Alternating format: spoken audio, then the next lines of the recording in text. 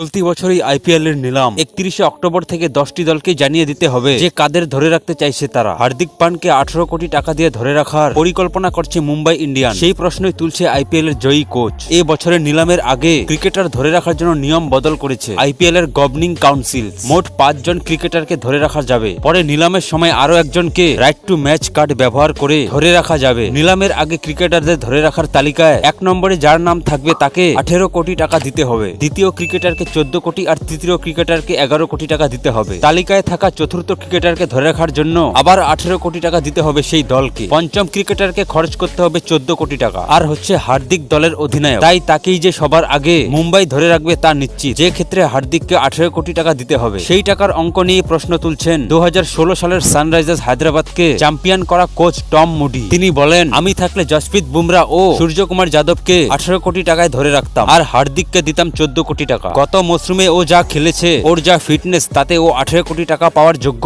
18 কোটি টাকা আমি তেমন ক্রিকেটারকেই দেব যে আমাকে ম্যাচ জেতাবে। মুম্বাই বুমরা ও সূর্য সেটাই করে। আর হার্দিক শেষবার আইপিএল এ ম্যাচ কবে জিতিয়েছে? নাম না দেখে পারফরম্যান্স দেখতে হবে। মুম্বাই ইন্ডিয়ান্সের ক্রিকেটার কেনার পরিকল্পনা নিয়ে প্রশ্ন তুলছেন মুডি। তিনি আরো বলেন, গত কয়েক বছরের নিলাম টেবিলে ওদের সমস্যা চলছে। ঈশান কিষান ও জফরা আচারকে প্রচুর টাকা দিয়ে ধরে রেখেছিল ওরা, কিন্তু কি হলো? ঈশানের ফর্ম খারাপ হয়ে গেল, আচার তো খেলতেই পারলো না। ক্রিকেটার ধরে রাখার আগে ভাবতে হবে সেই ক্রিকেটার তার যোগ্য কিনা, ম্যাচ জেতানোর ক্ষমতা কার কতটা রয়েছে, তবেই না দল সফল হবে। বন্ধুরা, প্রতিদিন খেলার আপডেট পেতে ভিডিওটিতে একটি লাইক আর চ্যানেলটিকে সাবস্ক্রাইব করে রাখুন। ধন্যবাদ।